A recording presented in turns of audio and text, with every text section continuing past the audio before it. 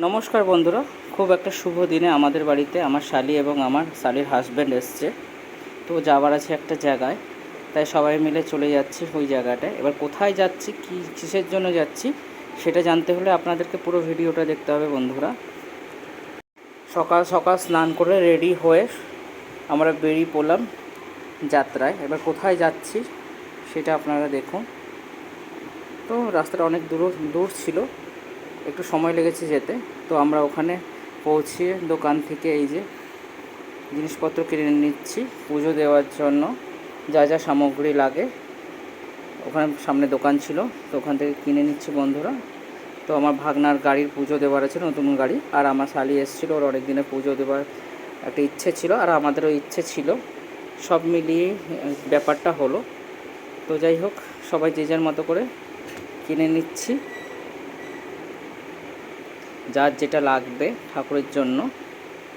তো হ্যাঁ বন্ধুরা, আমরা মন্দিরে এসেছি।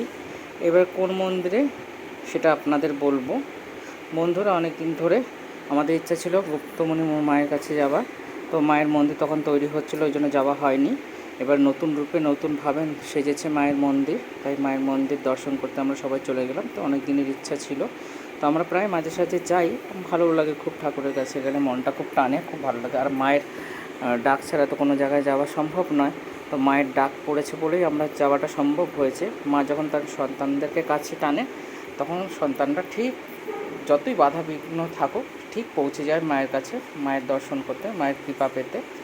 তাই আমি এবং আমার পরিবারের সবাই মিলে চলে গেছিলাম মায়ের কাছে। তো এই মন্দিরটি খুব সুন্দরভাবে নতুন রূপে সাজানো হয়েছে, আগের মতো আর সেই রূপটি নেই, খুব ভালো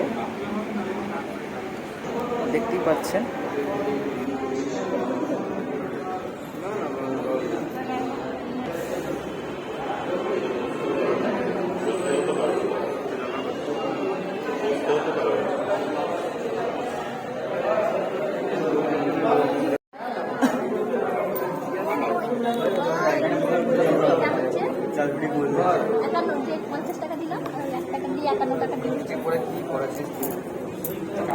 আর এইটা এখানে রাখ, এটা দক্ষিণ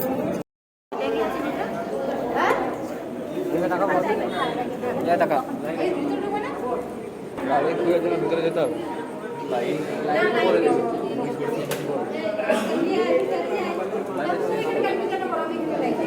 গাড়ি পূজা বাইরে হবে, গাড়ি পূজা বাইরে হবে। তো ভিতরে কি হচ্ছিস তুই?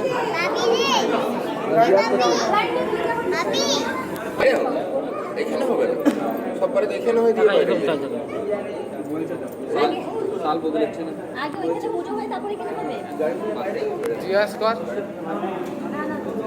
ওটাই তারপরে